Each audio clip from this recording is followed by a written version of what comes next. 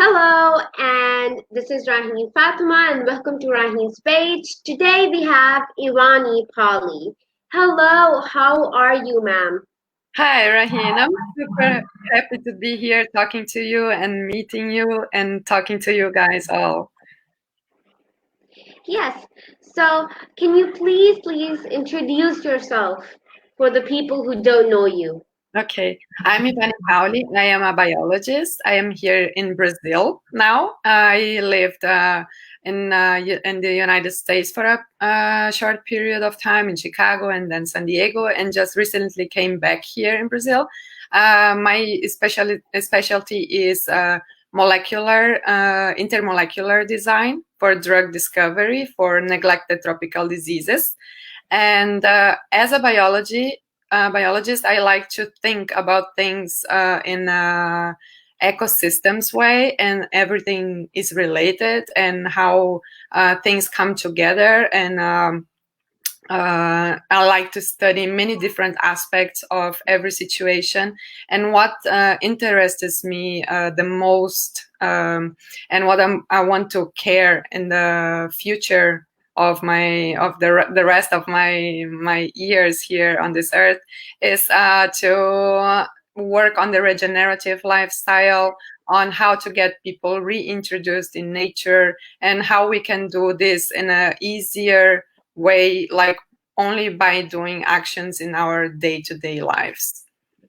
That's my Okay, okay, so we're getting good audience because there's a rapid increase in the audience because first it's like in the 13, 14, and then of course right.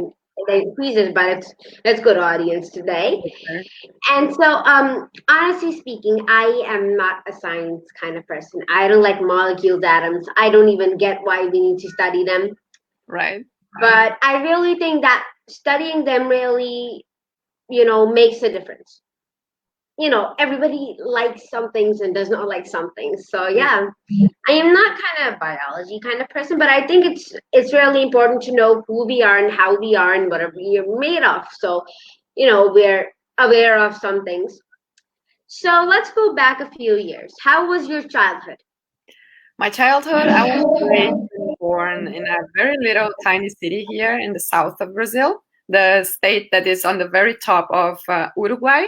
Yeah, it's a very little town, 2,000 inhabitants, and I was like in a very small village. Like the school was right across the street, the hospital was at the other corner, and the bakery and the church, and that was mainly it. Like two main streets, and like not that many people. And my mother, she was a professor, she was a teacher at the school, and my father did work as the administrator at the hospital.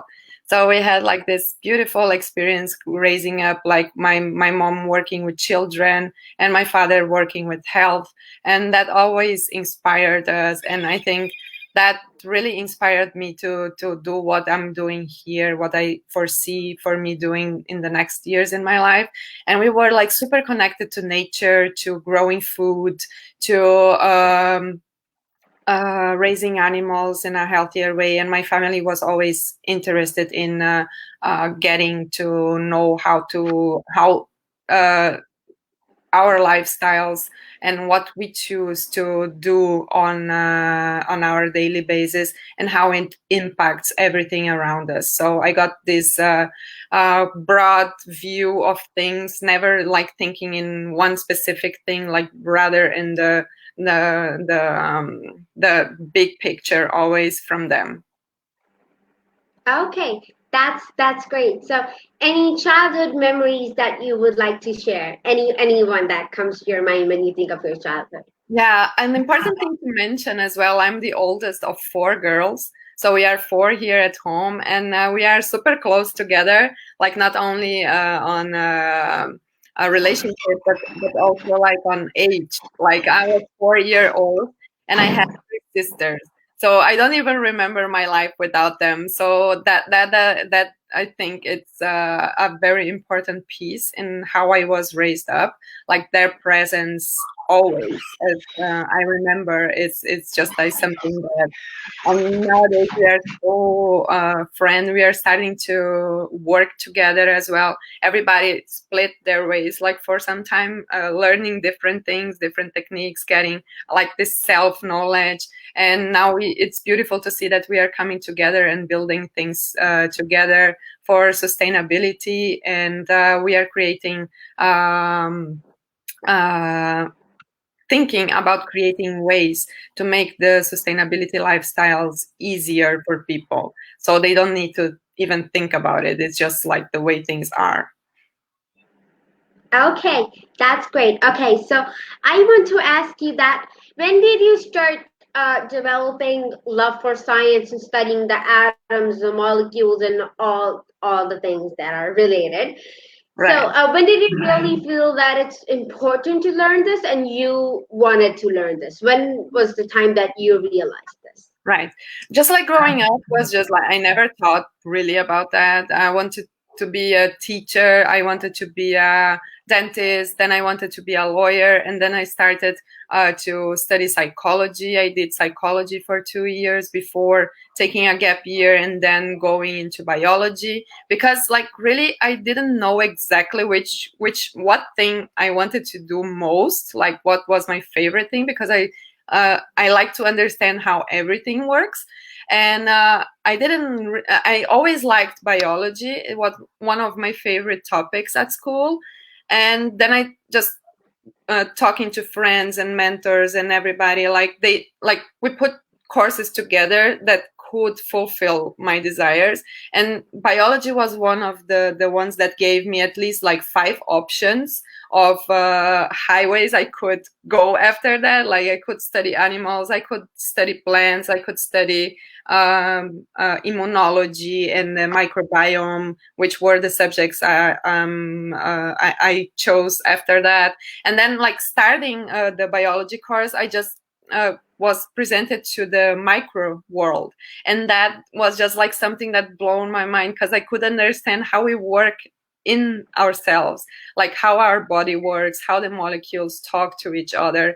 And after that, like on my further scientific training, I could understand how to modulate these interactions, how this could be, designed for, and how we could create a molecule that acts like this. Because our enzymes and our proteins in our body, they really are like those key and key, I forgot the name, but the key and the door, like the key is the molecules, and the door thingy is the proteins. And we can design for keys, like that starts certain processes in our bodies, or stop them when it's for a disease.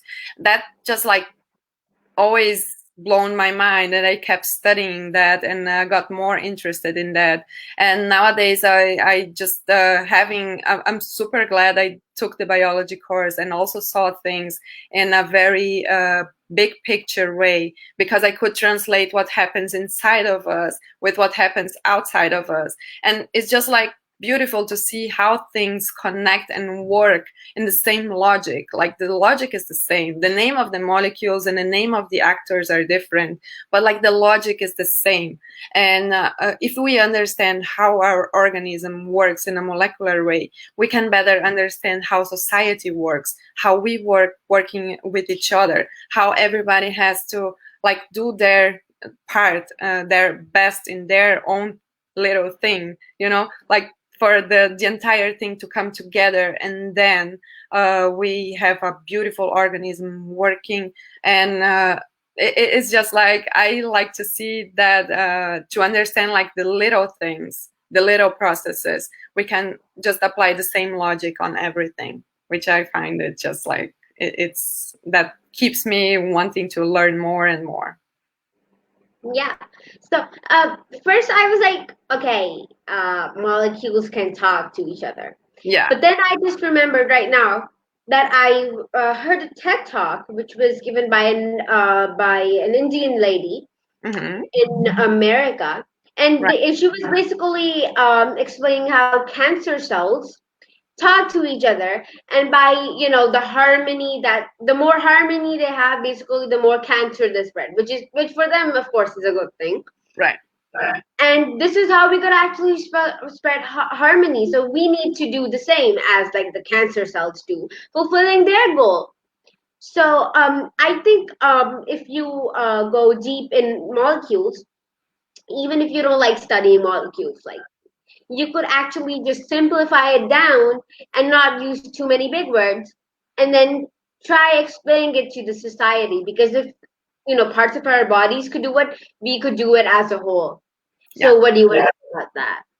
Yeah, actually, if you understand how your organism works and what molecules it really needs for the processes that are important to keep our health, to keep our bodies in a good shape, and our organs working correctly, and our endocrine system, and all our hormones and everything. It's just like if you put the right things inside, everything else is going to take care of itself. And I think like we as humans, we also work like that. Our food, I think, as human beings, as like more deeply like souls, let's talk, you can call it as you wish, but like in this more other level, as a human, if we are very emotional people, and our food, I think, it's emotions, so we can relate like how our bodies work with food, and also like emotions, and how we can feed on that, and how we can understand that, and the processes they start in our bodies, how our bodies respond to emotions, and what are um,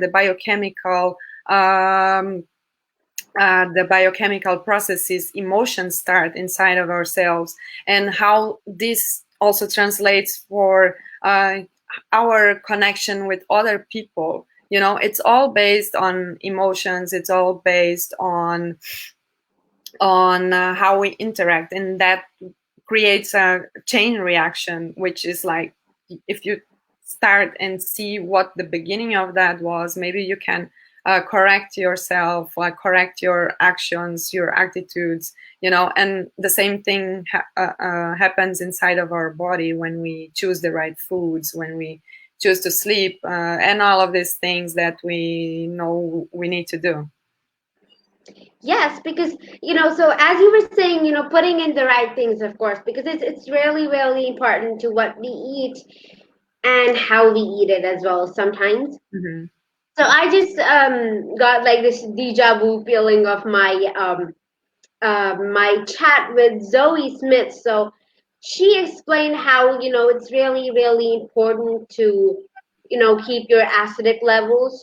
So Mm-hmm. how do you really think, what kind of foods is important and would really keep you healthy when Right. you start you seeing the food in a molecular way? Right. In our bodies, we have a pH that is default 7.4, right? So that's the pH that our bodies work perfectly, like our proteins, enzymes, hormones, everything works in consonance when we have a pH around 7. So there are foods that acidify our organism, like citrics, like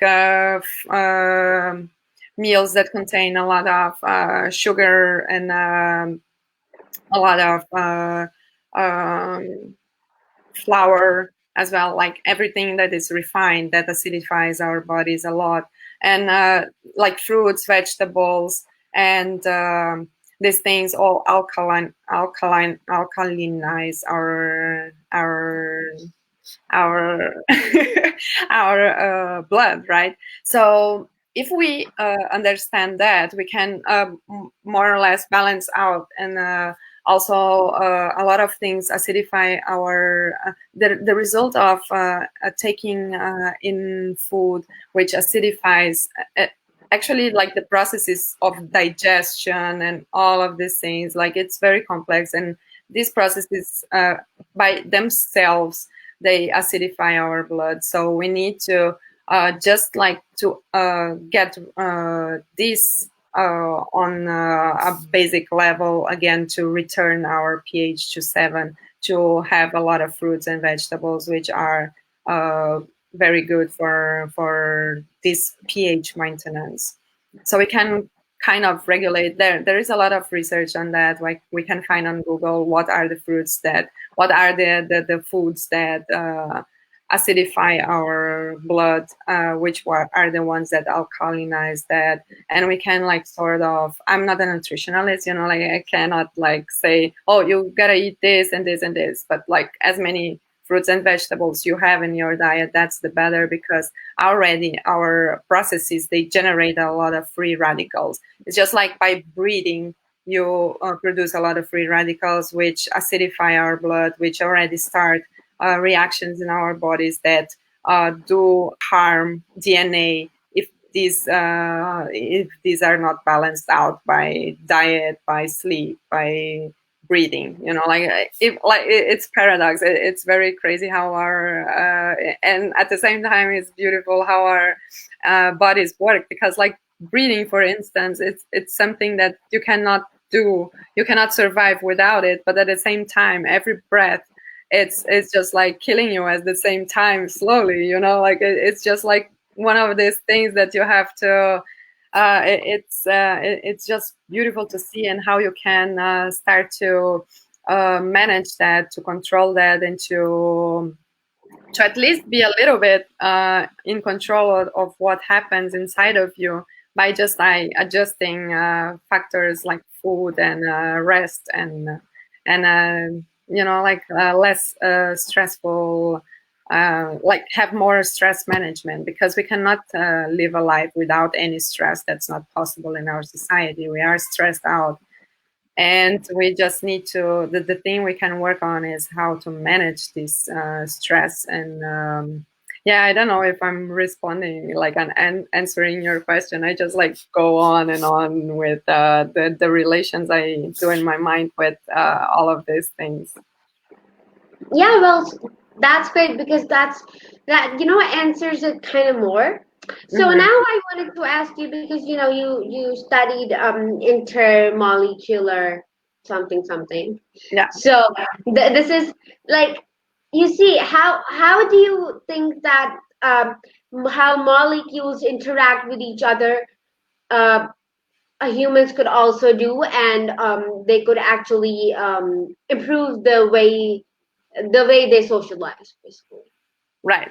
So let's say, for instance, like if every human is one of the molecules we have in the body, like we have like the proteins, which are one type of person, one type of personality, which we have the enzymes, which are another type of personality. We have the catalysts, which are another type of person, and we have like which means like we have like more structural people that work like on structures. We have other people that connect things, which are the hormones, for instance, and all the neurotransmitters and all of that. These are the people that see what's happening here and go to this other part. They are the problem solvers, like they communicate within the structures in our body, and they tell these other people, like the immune system cells, for example, which defend ourselves from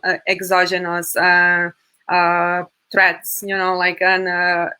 It's just like this beautiful coordinated rules that everybody has, and everybody gives every molecule gives their best to do their role in an organism, which is the society. So I think like if we use this as to guide us in how we should act and work in society, that would be a beautiful way. It's just like everybody just gets to know what they are, which kind of molecule they are, what are their best skills, and how can they cooperate for the entire thing to work perfectly. That's beautiful, because every one of us has like a gift, has something that we thrive. when we are doing, and we just need to find out what that is and just go after that and find opportunities where we can share this with others, where we can do this to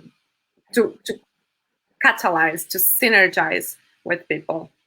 That's the way I see we can correlate as a society with what happens inside of our bodies, and we can also design reactions and design molecules. We can also be like this engineered molecule that is a drug, for instance, that goes inside there and just like turns off a reaction that is happening in there, which is not good for the entire thing, like a disease, for example.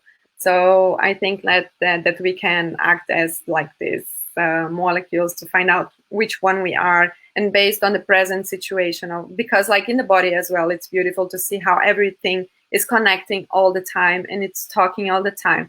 Okay, so I have my brain here, but I have like the vagal nerve that is connected with all my organs inside, and it's getting information all the time to our brain to know what's happening, and our gut as well, with so many bacteria there inside. It still talks to each other. It's incredible to see how so many complex structures, like everything is so complex in itself, and how it gets together and how it builds on reactions. It's just like a perfect communication. I think communication, it's the other thing that our body does like super well. Like it communicates all the time to see what it's happening, how they can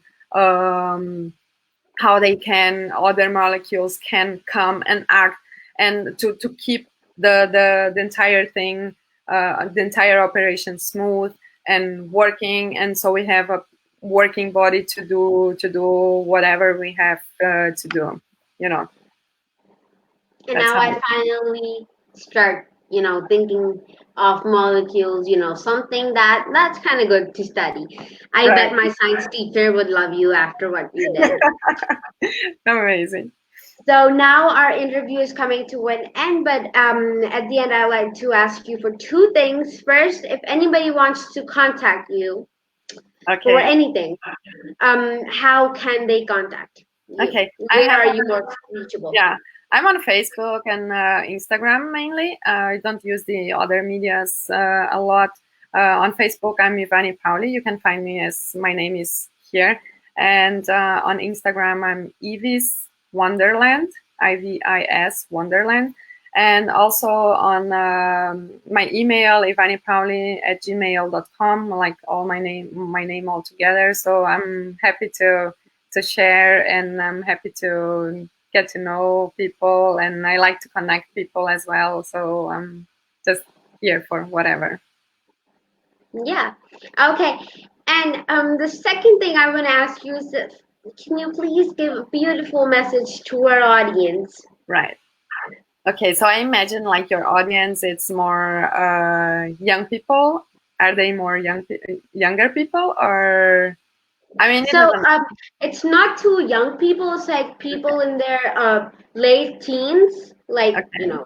17 to maybe 40, or maybe something above, but not too old, not too young. Right. Super. So in that case, I would just like say that life is a life. You are learning all the time. So just like I would say, what I'm trying to do in my life is just to stay open. I like to be a scientist. I'm a scientist in every aspect of my life. Just I'm open to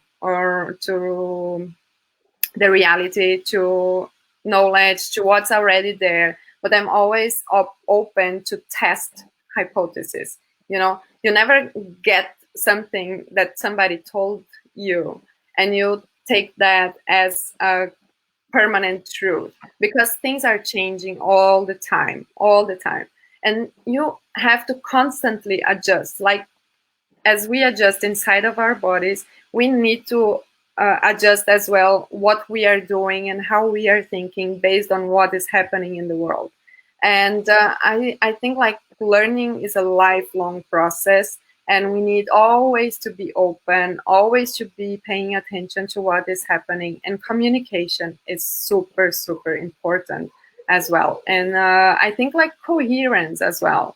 Like one of the things I'm learning, like as I'm getting older, is like the coherence and how this makes your life so much easier. So when you are very clear on what you think, on what your truths are, on what you believe, what are your values, and all of that, I think like you adjust your action to that thinking and the way you talk as well. If everything is aligned, like Gandhi already said, like if your feelings are aligned with your thought, with your speak, and this is gonna turn into your actions, and your actions are gonna turn in who you are, right? And who you are is gonna be influential to everybody that is around you, and this creates like this energy, and other people are always watching us. It doesn't depend. It's independent if you want it or not. That's not a choice. Like people around us are watching us. So sometimes we feel powerless, that we don't feel. We think that what we do, it's not important, or it's not gonna add anything. So I'm not gonna do anything because that's not important. It's just like one person. It's not anymore. It never was, and nowadays with this internet connections, we are a globalized world, even when we cannot travel, like now, right? We are talking here. I'm in Brazil. You are there, and it's just like it's beautiful to see that, and we influence other people. So we need to watch out for what we think, what we feel first, to use our emotions to guide us, and then from our emotions to go to our intellect and to use that and make it talk to each other, what we feel, what our mission is, and then we use our intellect to think about that and how we can connect this to the actual reality that we are living in, because everybody is living their own reality. Like by 2050 we are now 7 billion people or more, and we have 7 billion realities in this world, because everybody has their own reality. So we need to use our intellect to get to our reality, what's happening with us now, like how can I act here in my environment? Like not comparing ourselves with other people, and which are living other realities. It's just like I was talking with my mom this morning. It's just like we are four of us locked down in this tiny apartment here in Brazil. Like what do we have to learn from each other? Like it's just like these little things. It's just like what we have here, how we can work with that, and what we have to learn with this situation now in the present.